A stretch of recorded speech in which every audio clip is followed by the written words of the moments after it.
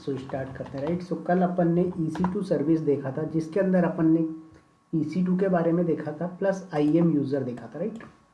EC2 के अंदर sorry IAM user बोल रहा हूँ, AMI इमेज देखा था right. AMI image export import करना, हाँ राइट। सो अपन ने शेयर करना। तो EC2 के अंदर अपन ने EC2 की सर्विस देखी थी जिसके अंदर डिफरेंट टाइप के इंस्टांस होते हैं, प्लस आपने लॉन्च टेम्पलेट देखा था राइट। क्या देखा था? Launch template. उसके बाद अपन बात करने वाले थे auto scaling and load balancer right. तो सबसे पहले आते हैं थोड़ा सा और अपन बात करते हैं लोड बैलेंसर के बारे में राइट। सो आते हैं और डॉक्यूमेंट ओपन करते हैं अपन।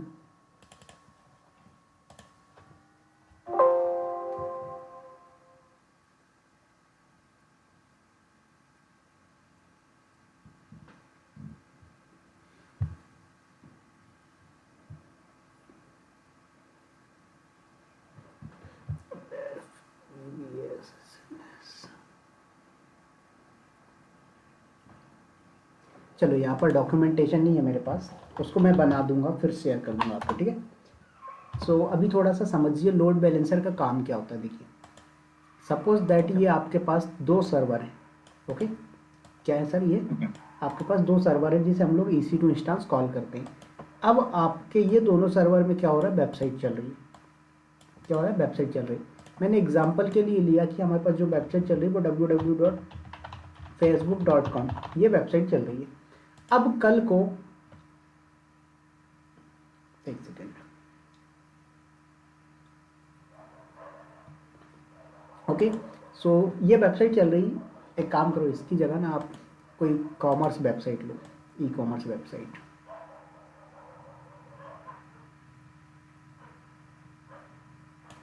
ओके। सो मैंने बोला आपके पास www.flipkart.com ये वेबसाइट रन हो रही है। अब जिस दिन ये वेबसाइट डिज़ाइन की गई थी, कौन सी? flipkart.com वाली वेबसाइट, इनके पास यूज़र थे 10K, मतलब 10,000, ओके। 10,000 यूज़र थे इनके पास। अब कल को इनके पास क्या हो गया सर? कोई भी फेस्टिवल आ गया, लाइक इनका बिग बिलियन डेज आता है, दिवाली आती, होली आती है, रक्षाबंधन आता है, ये क्या करते हैं? सेल लगाते हैं राइट। तो जब ये सेल लगाते हैं तो इनके यूज़र क्या होते हैं? बहुत ज़्यादा इंक्रीज हो जाते हैं। तो मैंने सपोज किया 10,000 से 1 लाख इनके यूज़र हो गए। अब ये जो सर्वर बनाए गए थे इनकी कैपेसिटी सिर्फ इतनी थी कि 10,000 की जगह 20,000 हो जाते हैं हमारे यूज़र एक ही बार में एक्सेस करते हैं तो एक्सेस कर पाएगा। बट यहाँ पर क्या हुआ? 1 लाख यूज़र्स हो गए इनके पास अचानक। तो भाई जब 1 लाख यूज़र हो गए तो ये सिस्टम है मैनेज नहीं कर पाएंगे। क्या होगा? लोड ज़्यादा हो जाएगा तो सर्वर क्रैश हो जाएंगे। तो इस प्रॉब्लम से बचने के लिए क्या करते हैं हम? इस प्रॉब्लम से बचने के लिए हम क्या करते हैं? बैकएंड में एक कॉन्सेप्ट आता है हमारा ऑटो स्केलिंग का। अभी इसके बारे में एक्सप्लेन नहीं करूंगा, थोड़ा सा बस ओवरव्यू दे रहा हूँ, ओके। ऑटो स्केलिंग का इस ऑटो स्केलिंग का काम क्या होता है कि भाई आपके पास जितने नंबर ऑफ सर्वर आपको रिक्वायर्ड हो सकती है, मैक्सिमम मिनिमम, वो चीज़ें आप डिफाइन कर दो। लाइक यहाँ पर मैंने एग्जांपल के लिए लिया कि भाई अभी मेरे पास 2 ऑलरेडी चल रहे हैं, बट मैंने डिफाइन कर दिया कि जैसे ही मेरी वेबसाइट पे लोड बढ़े ऑटोमेटिक क्या करना? बैकएंड में और 4 सर्वर ऐड कर देना। क्या कर देना? 4 सर्वर को और ऐड कर देना। तो ये क्या हो गया? आपके पास और नए सर्वर आ गए, ऑटोमेटिक आए हैं ये। इनमें आपको कुछ भी करने की ज़रूरत नहीं है। बस एक चीज़ आपको ध्यान रखना, जब आप ऑटो स्केलिंग कॉन्फ़िगर करते हैं तो आपने जो लॉन्च टेम्पलेट पढ़ा था राइट, उस लॉन्च टेम्पलेट के बेस पे कॉन्फ़िगर होना चाहिए ये ऑटो स्केलिंग ग्रुप, ठीक है। तो ये क्या हो गया? ये एक पूरा का पूरा ग्रुप बन गया जिसे हम लोग क्या बोल रहे हैं? ऑटो स्केलिंग ग्रुप के नाम से बोल रहे हैं। समझ में आया सर? ओके। अब कल को क्या हुआ? ट्रैफिक का लोड कम हो गया तो क्या करेगा? ये ऑटोमेटिक इन वर्चुअल मशीन को हटा देगा। तो यहाँ पर अपन 3 टाइप के रिक्वायरमेंट डिफाइन करते हैं। एक डिजायर्ड कैपेसिटी के नाम से आता है, ओके। दूसरा मिनिमम कैपेसिटी होता है और मैक्सिमम कैपेसिटी होता है। तो डिजायर्ड में क्या आता है कि आपको कितने नंबर ऑफ इंस्टांस रनिंग पे चाहिए, ओके। लाइक आपने बोला 5 7, उसके मिनिमम मैंने बोला मिनिमम 2 ऑलवेज चलना चाहिए, भले ट्रैफिक पे लोड आए या ना आए, मेरे वेबसाइट पे मेरे सर्वर पे लोड हो या ना हो, मिनिमम 2 चलने चाहिए। मैक्सिमम मैंने बोला कितने भी ज़्यादा लोड बढ़ जाए मेरे पे 50 EC2 से ज़्यादा इंक्रीज नहीं होना चाहिए। तो ये 3 चीज़ें आप डिफाइन कर देते हो, क्या क्या, मिनिमम कैपेसिटी, मैक्सिमम कैपेसिटी और डिजायर्ड कैपेसिटी, राइट। तो भाई साहब यहाँ पर आपने ऑटो स्केलिंग कन्फिगर किया तो क्या हुआ, आपके पास सर्वर तो आ गए, राइट। क्या हो गया, सर्वर तो आ गए, बट यहाँ पर आपका यूज़र बैठा हुआ है। क्या है, यहाँ पर आपका ये यूज़र बैठा हुआ है। इस यूज़र ने यहाँ से बैठ के हिट किया। अब इसको तो नहीं पता कि भाई कौन से सर्वर पे मुझे ट्रैफिक कम मिलेगी या ज़्यादा मिलेगी। ये क्या करेगा, ये तो अपने सिस्टम पे बैठा हुआ है। इसने यहाँ से हिट किया www.facebook.com को। क्या किया, इसने बोला www.facebook.com, सॉरी फ्लिपकार्ट, ओके। तो इसने flipkart.com को हिट किया। अब यहाँ से जब ये हिट कर रहा है तो इसकी ट्रैफिक क्या हो रही, इंटरनेट से उठ के आई। यहाँ पर आपका ये इंटरनेट है, राइट। तो इसका कंप्यूटर कनेक्टेड है इंटरनेट से। तो इसने जैसे ही हिट किया, ये ट्रैफिक इसके लैपटॉप से निकली, इंटरनेट पे आई। इंटरनेट पे www.facebook.com DNS लगा हुआ है, यहाँ से ये ट्रैफिक इस पे जा रही, राइट। तो यहाँ पर डायरेक्ट किस पे, इस सर्वर पे जाएगी या इस पे जाएगी, इस पे किस पे जाएगी, अभी ये नहीं पता, राइट। तो इसके लिए हमने क्या किया हुआ है, इस ऑटो स्केलिंग ग्रुप के ऊपर एक लेयर हमारी है जो कि क्या है, लोड बैलेंसर। क्या है सर, एक हमारी लेयर बनी हुई है जो हमारी है लोड बैलेंसर, ओके। ये हमने कॉन्फ़िगर किया हुआ है, ऑटोमेटिक नहीं बनती है लोड बैलेंसर, राइट। तो ये लोड बैलेंसर आपने यहाँ पर कॉन्फ़िगर कर दिया। अब ट्रैफिक क्या होगा, ध्यान से देखना है ट्रैफिक का फ्लो। सबसे पहले यूजर ने हिट किया अपने सर्वर पे, अपने सिस्टम पे, राइट। ट्रैफिक आई इंटरनेट पे, इंटरनेट से डीएनएस पे आई, और डीएनएस किसके साथ कनेक्टेड है, लोड बैलेंसर के साथ। तो लोड बैलेंसर पे आई ट्रैफिक। अब लोड बैलेंसर में हमारे पास रूल्स आते हैं जिसमें हम बताते हैं कि हमारे ट्रैफिक को कहाँ पर, किस सर्वर पे कितने ट्रैफिक डिस्ट्रीब्यूट करने। तो आपने लाइक बोला फर्स्ट सर्वर पे 10%, सेकेंड सर्वर पे 20%, थर्ड सर्वर पे 50%, जितने भी आप ट्रैफिक डिस्ट्रीब्यूट करना चाहते हो वो रूल्स, वो चीज़ें आप डिफाइन कर दोगे लोड बैलेंसर पे। तो ये सारे के सारे क्या करेगा, यहाँ पर डिस्ट्रीब्यूट करेगा। समझ में आया सर? Yes yes yes. तो ये कॉन्सेप्ट होता है किसका, लोड बैलेंसर का, ट्रैफिक डिस्ट्रीब्यूशन का, ओके। Okay okay. तो ऑटोमेटिकली उसके लिए कब लोड बैलेंसर ऐड करने से हो जाएगा ना, उसको हाँ, कॉन्फ़िगर करना है कि लोड बैलेंसर में अपन सारी चीज़ें कॉन्फ़िगर करेंगे कि भाई हमारा कितना ट्रैफिक आना चाहिए, क्या चीज़ें, सब कुछ। Okay okay, so just 1 minute, मेरी वर्चुअल मशीन को ऑफ कर देता हूँ।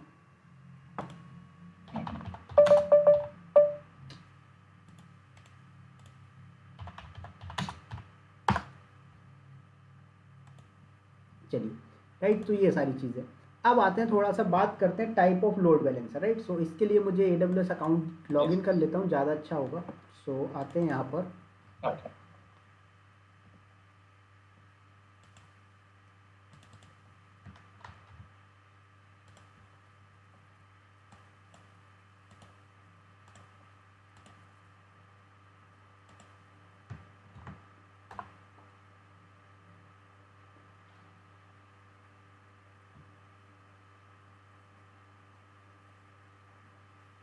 राइट। सो यहाँ पर लॉगिन किया अपन ने।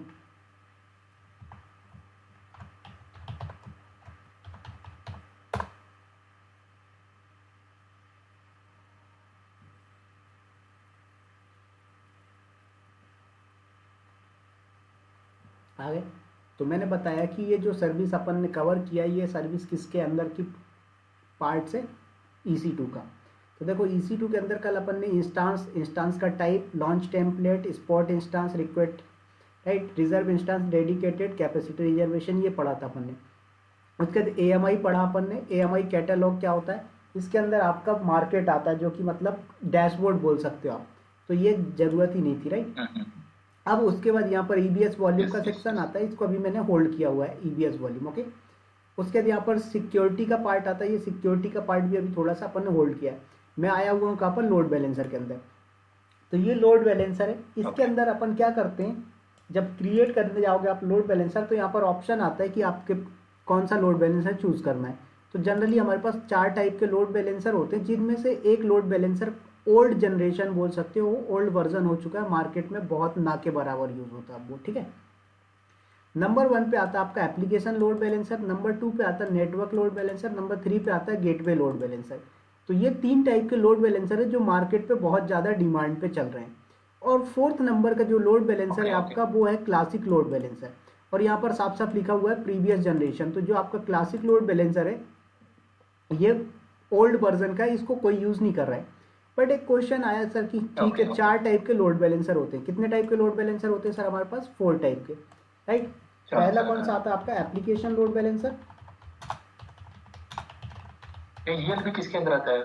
बता रहा हूँ ये बता रहा हूँ।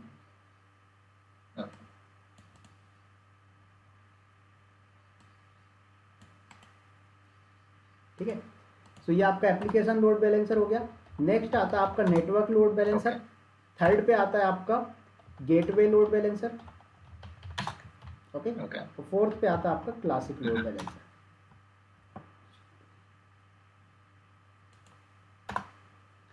क्या आता है? Classic load balancer, right. तो ये 4 टाइप के लोड बैलेंसर यस। आपके पास अवेलेबल है। अब इन लोड बैलेंसर में क्या आता है, जरा इसको समझो। देखिए, तो जो आपका एप्लीकेशन लोड बैलेंसर होता है ये 2 टाइप के प्रोटोकॉल को सपोर्ट करता है। एक तो आपका HTTP होता है, दूसरा HTTPS। ठीक है, किस किस को? Yes, yes, yes. HTTP और HTTPS को सपोर्ट करता है। और उसके बाद ओके, नेक्स्ट जो आता है आपका, उसमें क्या बोलता है ये? Choose an application load balancer when you need a flexible feature set for your application with HTTP and HTTPS operating at the request level. Application load balancer provide advanced routing and visibility. Architect include microservice and container. मतलब अगर आप micro service and container ये सारी चीज़ें use करना चाहते हो तो आप क्या कर सकते हो? एप्लीकेशन लोड बैलेंसर यूज़ कर सकते हैं। नेक्स्ट आता है नेटवर्क लोड बैलेंसर। अब नेटवर्क लोड बैलेंसर के अंदर देखो क्या होता है आपका, TCP, UDP, TLS ये प्रोटोकॉल सपोर्ट करते हैं। और क्या बोल रहा है, इसको आपको कब चूज करना चाहिए? Choose a network load balancer when you need ultra high performance. मतलब जब आपको परफॉर्मेंस बहुत ज़्यादा हाई चाहिए होता है तब आपको क्या चूज करना चाहिए? Network load balancer. ठीक है, उसके बाद बोल रहा है okay, okay. TLS offloading at scale, centralize certificate deployment, support for UDP and static IP of your application, operating at the connection level. Network load balancer are capable of handling million of request per second. मतलब जब आपको लगता है कि million number of request आपके application पे एक साथ आ सकती है तो ऐसे केस में आप चूज करेंगे नेटवर्क लोड बैलेंसर, क्योंकि ये क्या करता है? बहुत हाई परफॉर्मेंस प्रोवाइड करवाता है। समझ में? Okay, okay.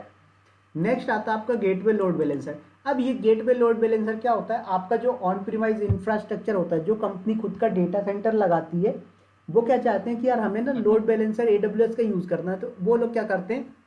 Gateway load balancer का यूज कर सकते हैं। साफ साफ लिखा हुआ, choose a gateway load balancer when you need to deploy and manage a fleet of third party virtual applications that support GNIB। That applications enable you to improve security, compliance and policy. तो third party like आपने बोला कि sir मेरा data centre किसी और cloud पे चल रहा है तो मैं वहां पर यूज नहीं करना चाहता लोड बैलेंसर, मैं चाहता हूँ लोड बैलेंसर AWS का ही यूज हो, तो आप यहाँ पर गेटवे लोड बैलेंसर का यूज कर सकते हैं। नेक्स्ट है आपका क्या? Classic load balancer. बोल रहा है choose a classic load balancer when you have an existing application running in the EC2 classic network. मतलब इसका यूज आपको तभी करना है जब आपका एप्लीकेशन ऑलरेडी क्लासिक नेटवर्क या क्लासिक लोड बैलेंसर पे पहले से चल रहा होगा। ठीक है, तो ये ओल्डर हो गया, एग्जिस्टिंग एप्लीकेशन के केस में यूज कर सकते हो, बट ना के बराबर यूज होता, कोई यूज नहीं करता इसको। तो ये 3 टाइप के लोड बैलेंसर आते हैं, राइट। अब बात करते हैं थोड़ा सा ELB और एप्लीकेशन दोनों क्या होता है। देखो, तो जो आपका ELB okay, elastic load balancer और एप्लीकेशन लोड बैलेंसर दोनों क्या है? लोड बैलेंसिंग ही होती है किसके अंदर? AWS के अंदर। ALB जो होता है वो क्या करता है? वर्क क्लासिक एप्लीकेशन जो होता है आपका, क्लासिक लोड बैलेंसर जो है इसी का एडवांस वर्जन है। ठीक है, क्या है? किसी का ओके, ओके। ओरिजिनल जो है वो क्या है क्लासिक आपका? लोड बैलेंसर, हाँ, जो आपका classic classic load load balancer का एडवांस वर्जन। हाँ, क्लासिक लोड बैलेंसर का ही एडवांस वर्जन है आपका application load balancer. Okay, okay. ठीक है, और जो आपका ELB इलास्टिक लोड बैलेंसर वो क्या है? एक जनरिक टर्म होता है जो कि आप यूज कर सकते हो ALB और क्लासिक लोड बैलेंसर के लिए। तो ये कुछ ऐसा मतलब टाइप नहीं होता कि सर हमें जो है, तो ELB एक अलग टाइप का लोड बैलेंसर होता है, वो एक आपका रिसोर्स का नेम हो सकता है। बाकी आपके जो लोड बैलेंसर है वो आपके सारे के सारे, चाहे आपका एप्लीकेशन लोड बैलेंसर हो, नेटवर्क लोड बैलेंसर हो, क्लासिक हो, इनको आप ELB के नाम से कॉल कर सकते हो। समझ में आया? Okay, okay. Okay okay. बस तो थोड़ा सा इसमें डिफरेंस होता मतलब है। हाँ। ठीक है। बोलिए। हाँ हाँ। तो जो आपका तो ईएलबी फिर होता है, इसको, बोलिए बोलिए, आप हाँ बोलिए। बोलिए आप बोलिए। आप बोलिए फिर मैं नहीं, मैं एक्सप्लेन क्या करूँ। सोच रहा हूँ कि जो, हाँ जो ये लोड बैलेंस एक्सिस्टिंग है, हम्म। उसको कैसे समझना है कि ये कौन सा है मतलब। वो आप जब क्रिएट पे उस पर डिटेल पे जाओगे वहाँ पर दिखाएगा कि टाइप ऑफ लोड बैलेंसर कौन सा है। नहीं, जो ऑलरेडी एक्सिस्टिंग है उसको कैसे मालूम होना हाँ, मैं पड़ेगा बताऊंगा कि, ना, भी जब अपन क्रिएट करेंगे तो उसकी डिटेल में हाँ अपन देख सकते हैं। हाँ हाँ हाँ, ठीक है। ओके तो जो आपका ईएलबी होता है वो ओके। क्या करता है, आपकी ट्रैफिक को पोर्ट नंबर के बेस पे डाइवर्ट करता है। और जो आपका एप्लीकेशन लोड बैलेंसर होता है वो क्या करता है, मल्टीपल ऑप्शन प्रोवाइड करवाता है, लाइक सोर्स आईपी हो गया, क्वेरी हो गया, एचटीटीपी मेथड हो गया, पाथ हो गया, इन सब के बेस पे।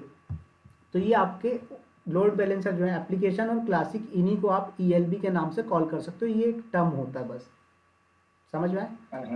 तो ओके इस ओके। लैब को करने के लिए हमें क्या करना पड़ेगा, पहले ध्यान से देखें। आपको कॉन्फ़िगर करने पड़ेंगे number of servers, EC2 instance. ठीक है। तो मैं यहाँ पर क्या करूँगा, 3 EC2 कॉन्फ़िगर करके चलेंगे अपन। ठीक है। क्या करेंगे, 3 EC2 इंस्टांस क्रिएट करेंगे। इसको थोड़ा सा अलग डायग्राम बनाते हैं। देखो, तो मैंने बोला कि मेरे पास एक EC2 ये हो गया, दूसरा EC2 ये हो गया, और तीसरा EC2 मेरे पास ये हो गया, राइट। तीनों में सेम वेबसाइट चलेगी, यस। और ये क्या होंगे, किसी ना किसी लोड बैलेंसर का पार्ट होगा। ठीक, क्या होगा, लोड बैलेंसर का पार्ट। ओके। तो इसको हम एक ग्रुप के अंदर रखते हैं जिसे हम लोग बोलते हैं टारगेट ग्रुप। क्या बोलते हैं सर, टारगेट ग्रुप। ओके।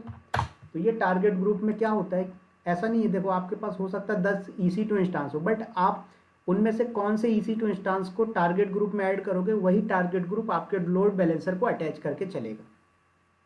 समझ में आया। ओके ओके तो यहाँ पर मैं क्या ओके करूँगा, ओके। 3 EC2 इंस्टांस बनाऊंगा जिसके अंदर अपन क्या करेंगे, एक नॉर्मल HTTPD, जो क्या है, वेब सर्वर है आपका। ठीक है। HTTPD को अपन इंस्टॉल करेंगे और उसका यूज़ करके अपन वेबसाइट डिप्लॉय करेंगे तीनों EC2 के अंदर। और इनको क्या करेंगे, एक लोड बैलेंसर के अंदर अटैच करेंगे, और इस लोड बैलेंसर का DNS कॉमन होगा सभी के लिए, राइट। तो इस लोड बैलेंसर को ओके हिट करेगा यूज़र। यूज़र किसको हिट करेगा, लोड बैलेंसर को। तो ट्रैफिक कभी यहाँ आएगी, कभी यहाँ आएगी, कभी यहाँ आएगी। क्यों, क्योंकि लोड डिस्ट्रीब्यूशन हो रहा है। तो लाइक मैं अपने सिस्टम से अलग हिट करूंगा, आप अपने सिस्टम से अलग हिट करेंगे, देखेंगे ट्रैफिक अलग अलग डिस्ट्रीब्यूट होगी। ओके। सो ओके आते हैं, सबसे पहले मुझे क्या करना पड़ेगा, EC2 लॉन्च करना पड़ेगा। तो एक ऑलरेडी अपने पास है, दो और ओके लॉन्च कर लेंगे अपन। Okay, okay. चलिए। सो आते हैं यहाँ पर।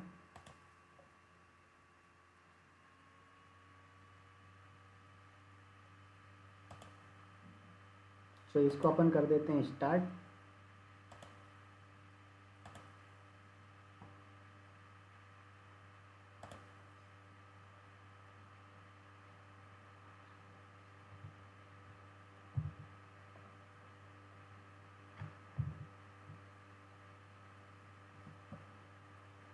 हो गया। अब उसके बाद मैंने क्या बोला, मुझे लॉन्च करना है EC2। तो यहाँ पर आप सिंपल से 2 EC2 और लॉन्च कर लीजिए।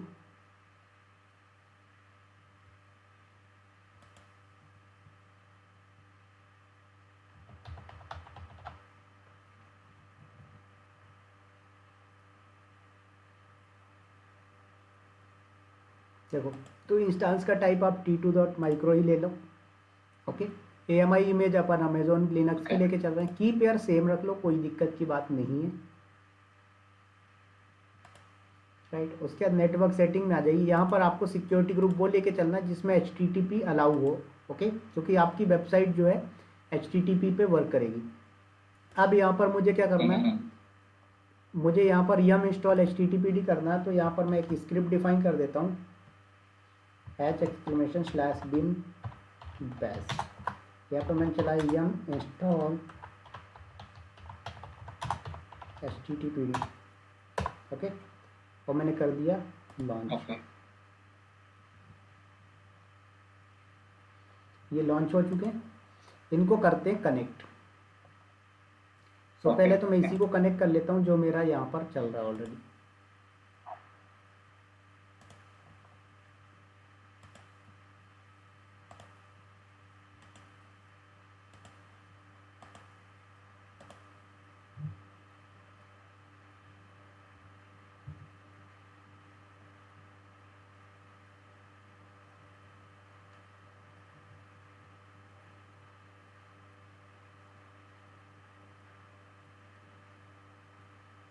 चलिए आते हैं यहाँ पर और इसको लॉगिन करते हैं सुपर यूज़र से। अब यहाँ पर मैं क्या करूँगा, यम इंस्टॉल HTTPD करेंगे। ओके, सो -y, इससे क्या होगा, आपके में एक वेब सर्वर इंस्टॉल हो जाएगा।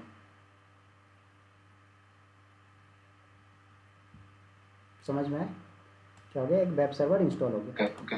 अब यहाँ पर इसकी सर्विस को इनेबल कर दो, तो systemctl start HTTPD और इनेबल कर दो यहाँ पर HTTPD। हो गया, सॉरी कुछ गलती, सिस्टम Okay. सॉरी इनेबल है, ये इनेबल हो गया। अब मुझे कुछ नहीं करना, CD करके वेर के अंदर जाना है। ये आपका जो HTTPD वेब सर्वर है, इसका पाथ होता है बाय डिफॉल्ट, ठीक है। तो CD के अंदर वेर, सॉरी CD करके वेर के अंदर www के अंदर HTML वाली फाइल पे आ जाओ। यहाँ पर आपके पास कोई फाइल नहीं है, मैंने क्या किया, vim index.html करके एक फाइल बना लो। ओके, जिसके अंदर मैंने लिख दिया लाइक यहाँ पर ये HTML का कोड लिख रहा हूँ, इसको आपको टेंशन नहीं लेना है, ये आपको पता होगा राइट कि डेवलपर का काम होता है, आपका नहीं होता है हाँ वो ठीक है ना। तो हाँ, यहाँ पर मैं डेवलपर का काम थोड़ा सा कर देता हूँ। सो यहाँ पर मैंने लिया बॉडी Okay. टैग, इसमें मैंने BG कलर इक्वल ले लिया, बैकग्राउंड कलर येलो। ओके,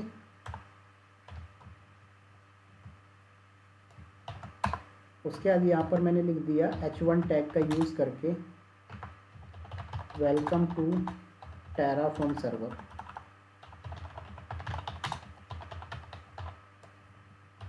और यहाँ पर अपन ने कर दिया H1 टैग को क्लोज, यहाँ पर कर दो आप बॉडी टैग को क्लोज और यहाँ पर कर दीजिए आप HTML टैग को क्लोज।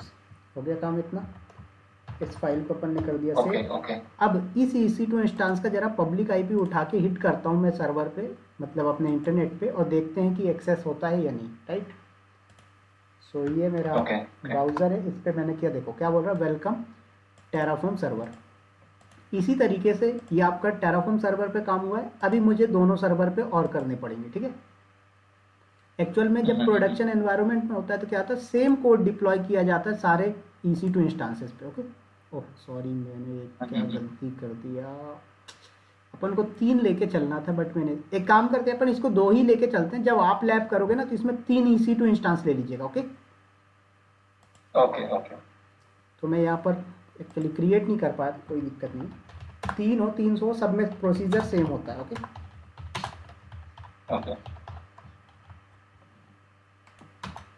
-i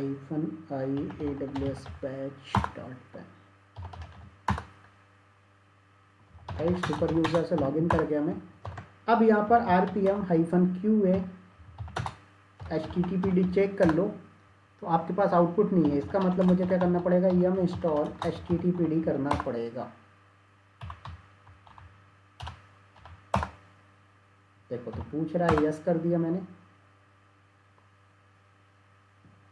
अब यहाँ पर क्या करो, systemctl start HTTPD और इसके बाद क्या करें, आप इनेबल कर लीजिए।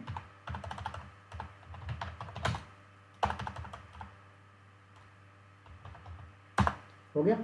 अब आपको क्या करना है, इस पाथ पे जाना है, CD करके वेर के अंदर www के अंदर HTML के अंदर आना है। यहाँ पर vim index.html वाली फाइल कॉन्फ़िगर करनी है आपको। यहाँ पर फिर से वही कोड लिख लीजिए आप जो अभी आपने लिखा है, right. HTML code okay, sorry HTML tag आपने ओपन किया, उसके बाद बॉडी टैग लिया, बॉडी टैग में BG कलर डाल देते हैं, इसमें पिंक डाल देते हैं। अब उसके बाद यहाँ पर H1 टैग का यूज़ किया अपन ने, जिसके अंदर लिखा मैंने वेलकम टू टेराफॉर्म सर्वर 2 डाल देता हूँ उस पर। ओके।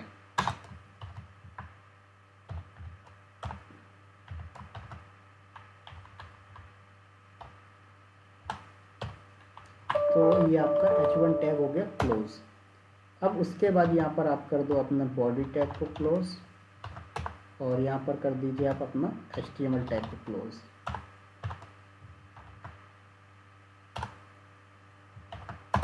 हो गया। अब इसको मैंने सेव किया और इसका जरा पब्लिक आईपी हिट करते हैं ब्राउज़र पर, राइट, दूसरे वाले का।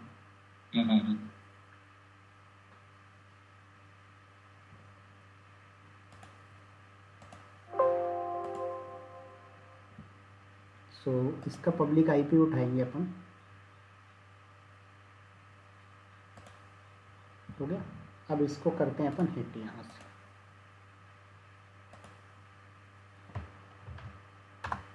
देखो तो ये टेराफॉर्म सर्वर 2 चल रहा है और पहले वाले की आईपी हिट करो तो पहला वाला चल रहा है। और इसमें क्या होगा कि जिस आईपी को आप हिट करोगे वो उसी आईपी को क्या करेगा, ये ट्रैफिक सेंड करेगा। तो मैंने बोला मैंने पहले वाले में पहले को किया था, दूसरे में दूसरे कर लेता हूँ, तो दोनों देखो। तो इसमें टेराफॉर्म सर्वर आ रहा है और ये टेराफॉर्म सर्वर 2 हो गया, राइट। तो दोनों में ट्रैफिक जा रही है। अब प्रोडक्शन में क्या होता है, इसके साथ आपका डीएनएस बाइंड किया जाता है, राइट। आपको डीएनएस का आइडिया होगा आई थिंक, डोमेन नेम जो हम बाय करते हैं, राइट, जो गोडैडी या फिर क्लाउड 53 से बाय करते हैं, तो उसको बाइंड करते हैं। तो यहाँ पर ये तो काम हो गया। अपन को इनको बाइंड नहीं करना है, अपन लोड बैलेंसर की आईपी को बाइंड करेंगे, ओके, सॉरी डीएनएस को। तो अब मुझे क्या करना है, एक लोड बैलेंसर कॉन्फ़िगर करना है। तो यहाँ पर आए और इसी पे नीचे आएंगे लोड बैलेंसर्स पे। अब लोड बैलेंसर क्रिएट करोगे, देखो क्रिएट लोड बैलेंसर। अब पूछ रहा है कौन सा लेके चलना, तो मैंने बोला मेरा अभी जो वेबसाइट चल रहा है किस पे चल रहा है, HTTP पे चल रहा है। दैट मीन्स मुझे कौन सा लेके चलना पड़ेगा, एप्लीकेशन लोड बैलेंसर। तो मैंने क्रिएट किया। पूछ रहा है लोड बैलेंसर का नाम क्या रखना चाहते हो, मैंने रख दिया MyELB, ठीक है, ये नाम है, आप कुछ भी रख सकते हो। उसके बाद पूछ रहा है स्कीम आप कौन से इंटरनेट फेसिंग लेना चाहते हैं, इंटरनल। इंटरनेट फेसिंग में क्या बोलता है, an internet facing load balancer route request from client over the internet to target. और अगर आप इंटरनल लेते हो क्या बोल रहा है, an internal load balancer route request from client to target using private IP address. तो अभी अपन को किसके करना, पब्लिक आईपी। तो यहाँ पर आप क्या लेके चलोगे, इंटरनेट फेसिंग। उसके बाद पूछ रहा है कि लोड बैलेंसर पे जो आप आईपी एड्रेस लेंगे वो कौन सा, IPv4 लेंगे, IPv6 लेंगे या डुअल स्टॉक लेंगे, ठीक है, मतलब डुअल स्टैक में 4 भी मिलेगा 6 भी। तो अपन ने बोला IPv4 चाहिए। उसके बाद आप पूछ रहे हैं नेटवर्क मैपिंग कि कौन से BPC बनाते हैं। देखो मल्टीपल BPC आपके पास अगर होते तो यहाँ पर ऑप्शन आता है। अभी हमारे पास क्या है, एक ही है, डिफॉल्ट BPC ले लिया। अब अवेलेबिलिटी जोन, तो देखो अवेलेबिलिटी जोन यहाँ पर मल्टीपल लेके चलना पड़ता है आपको। क्यों, उसका रीज़न ये होता है कि मान लो एक अवेलेबिलिटी जोन आपका वर्क नहीं कर रहा है, क्रैश हो गया, कुछ भी हो गया, डाउन हो गया, तो फिर क्या करोगे। तो इसलिए मल्टीपल अवेलेबिलिटी जोन लेके चलते हैं। अब इन अवेलेबिलिटी जोन के अंदर सबनेट्स होते हैं, तो यहाँ पर आप अपने सबनेट चूज करोगे। देखो तो subnet A B C 3 subnet आपके पास है, तीनों सबनेट अपन ने चूज कर लिया, ओके। अब यहाँ पर सिक्योरिटी ग्रुप, तो लोड बैलेंसर को कौन सा सिक्योरिटी ग्रुप, तो देखो प्रोडक्शन के अंदर क्या होता है कि हम अलग सिक्योरिटी ग्रुप बना के अटैच करते हैं हमारे लोड बैलेंसर को। यहाँ पर हम क्या कर रहे हैं, सेम सिक्योरिटी ग्रुप अटैच कर रहे हैं लोड बैलेंसर को भी और EC2 को भी, ओके। उसके बाद लिसनर पूछ रहा है, लिसनर की आपकी ट्रैफिक कौन से पोर्ट से आएगी, तो हमने बोला पोर्ट नंबर 80। अब उसके बाद पूछ रहा है कि टारगेट ग्रुप, तो अभी आपके पास टारगेट ग्रुप तो है ही नहीं, तो हमें क्या करना पड़ेगा, क्रिएट। तो यहाँ पर आपने क्लिक किया तो यहीं तक होल्ड रखो, यहाँ पर आप आ गए कहाँ पर, टारगेट ग्रुप में। या फिर आप यहाँ पर भी जाके क्रिएट कर सकते थे टारगेट ग्रुप, अभी दिखा दूंगा, ठीक है। अब यहाँ पर पूछ रहा है कि टारगेट ग्रुप में आप टारगेट टाइप क्या होगा, इंस्टांस होगा, IP होगा, लैम्डा फंक्शन होगा, एप्लीकेशन लोड बैलेंसर होगा। तो क्या होगा, इंस्टांसेस होंगे, मतलब आपका जो ट्रैफिक आएगा वो कहाँ जाएगा, तो हमने बोला इंस्टांस के अंदर, तो इंस्टांसेस चूज किया आपने, ओके। उसके बाद यहाँ पर आपका IP टाइप, तो हमने IPv4 ले लिया। उसके बाद BPC ले लिया। यहाँ पर प्रोटोकॉल वर्जन है कि आप HTTP 1 2 कौन सा लेना चाहते हो, आप कोई सा भी रख सकते हो, कोई दिक्कत नहीं, हमने 1 रखा है, ओके। उसके बाद यहाँ पर कुछ नहीं करना, आपको क्रिएट कर लेना है एक टारगेट ग्रुप। तो टारगेट ग्रुप का नाम तो दिया ही नहीं आपने, तो मैंने बोला माय टारगेट, ओके, और कर दीजिए यहाँ पर नेक्स्ट, हो गया। अब देखो जब ये टारगेट ग्रुप आया तो क्या बोल रहा है, रजिस्टर टारगेट, मतलब अपनी VM को। तो लाइक आप बोल रहे हो सर मैं एक ही को करना चाहता हूँ, तो एक सिलेक्ट करो, सारे करना है तो सारे सिलेक्ट कर लो, राइट। और उसके बाद यहाँ पर क्या करना है, इंक्लूड एज पेंडिंग ब्लू पे क्लिक करना है। और यहाँ पर जब इतना हो जाएगा तो यहाँ पर क्लिक कर देंगे क्रिएट टारगेट ग्रुप। तो आपका टारगेट ग्रुप बन चुका है। अब टारगेट ग्रुप के अंदर आपका इंस्टांस हेल्दी है अनहेल्दी है, ये सारी चीज़ें ये चेक करता है। ये ऑटो स्केलिंग में मैं आपको एक्सप्लेन करूंगा हेल्थ चेक वगैरह के बारे में, ओके। तो यहाँ पर आपका टारगेट ग्रुप बन गया, कुछ नहीं करना, यहाँ पर एक बार रिफ्रेश करो, ये माय टारगेट ग्रुप आगे ले लो। अब यहाँ पर आपके पास अगर बैफ है तो बैफ एप्लीकेबल कर सकते हो, नहीं करना मत करो, ऑप्शनल है ये आपके लिए, ठीक है। तो मैंने कुछ नहीं किया यहाँ पर, सिंपल ओके सा क्या किया मैंने, लॉन्च कर दिया, सॉरी क्रिएट कर दिया लोड बैलेंसर। क्या बोल रहा है ये, लोड बैलेंसर के नेम पे स्पेस अलाउड नहीं है, कोई दिक्कत नहीं। अब कर दो क्रिएट लोड बैलेंसर। तो अब आपके पास लोड बैलेंसर आ गया, स्टेटस अभी क्या है, प्रोविजनिंग है। सो वेट करो, ये अवेलेबल हो जाएगा। इसका डीएनएस मिलता है एक, ये आपका कहाँ गया, सॉरी ये डीएनएस नेम है। इस डीएनएस नेम को आप हिट करोगे अपने इंटरनेट पे तो आप दोनों सर्वर को एक्सेस कर पाओगे। मतलब कभी आपकी ट्रैफिक सर्वर 1 पे जाएगी, कभी 2 पे जाएगी। रीज़न क्या होगा, रीज़न ये कि ये ट्रैफिक को डिस्ट्रीब्यूट करता है। 100 लोग एक्सेस कर रहे हैं तो सभी को एक सर्वर पे नहीं भेजता है ये। ओके, सो वेट करना है आपको।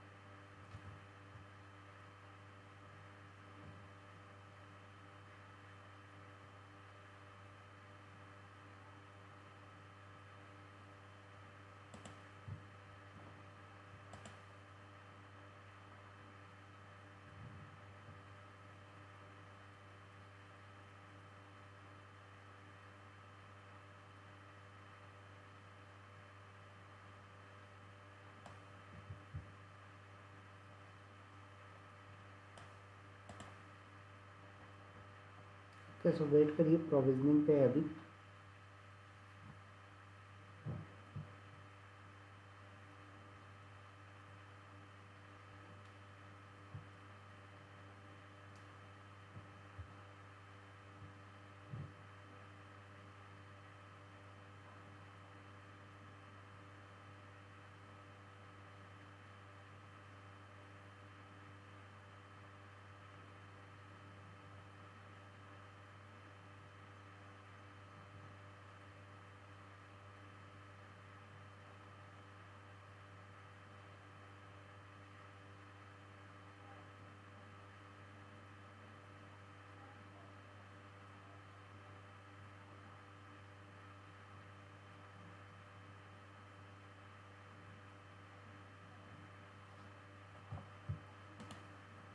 ओके, सो वेट करना है आपको। आ गया एक्टिव। अब इसका डीएनएस आप उठा लो। ओके ओके, और इस डीएनएस को अपन हिट करते हैं यहाँ पर।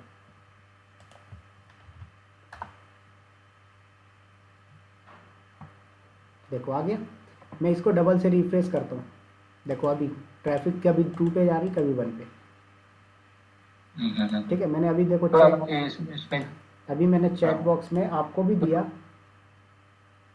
ओके, वो प्रीवियस पेज में जहाँ कॉन्फ़िगर किया ना ये वो करेक्टर, थोड़ा उसमें जा सकता है क्या? एक सेकेंड। ठीक है, तो इसको आप हिट करोगे तो आपकी ट्रैफिक दूसरे पे जाएगी। हाँ, अभी बोलिए इसमें कहाँ जाना है? इधर अब हम लोग load balancer type application to my ELB, ये एप्लीकेशन लोड बैलेंसर को आप माई ईएलबी करके नाम दे दिया है ना? हाँ, ओके ओके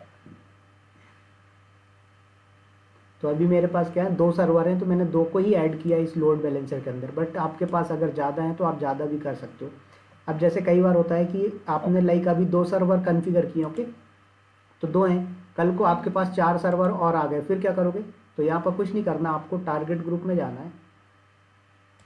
ओके ओके, यहाँ पर अपने टारगेट ग्रुप में क्या बोल रहा है, बार बार you unable to stay secure connect.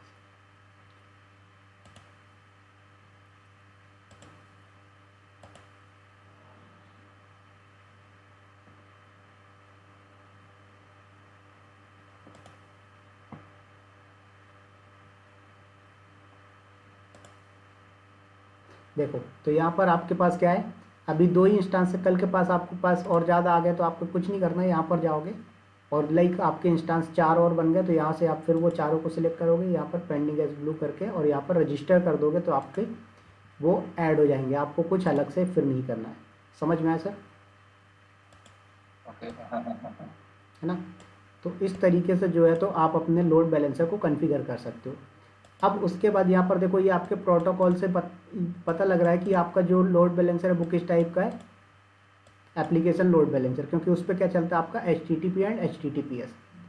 तो इस तरीके से आप फाइंड आउट कर सकते हो कि भाई आपका जो लोड बैलेंसर है उसमें कौन से टाइप का प्रोटोकॉल कॉन्फ़िगर किया हुआ है। समझ में आया सर?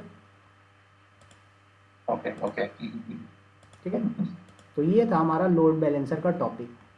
चलिए ठीक है, तो अभी मैं क्या करता हूँ, इसको डिलीट कर देता हूँ टारगेट ग्रुप को। तो यहाँ पर आप डिलीट के ऑप्शन पे ओके क्लिक करोगे, डिलीट क्या बोल रहा है, my target is currently in use by a listener और रूल। तो अभी आप इसको नहीं कर सकते, तो सबसे पहले आपको ओके क्या करना पड़ेगा, EC2 यहाँ से रिप्लेस करनी पड़ेगी। ठीक है, तो यहाँ पर आप आए, ओके ओके, चलिए एक सेकेंड,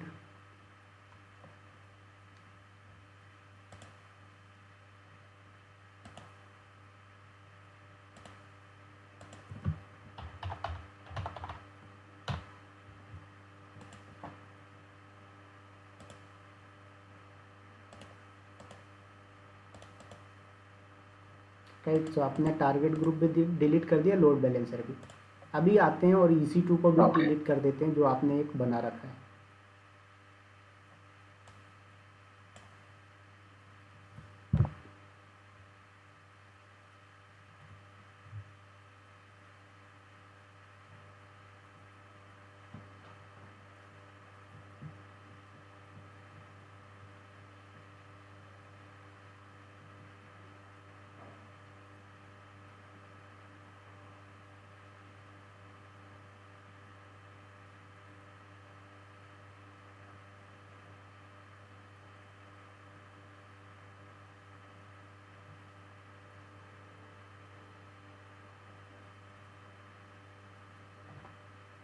राइट, सो यहाँ पर आ जाइए और इसको कर दीजिए डिलीट।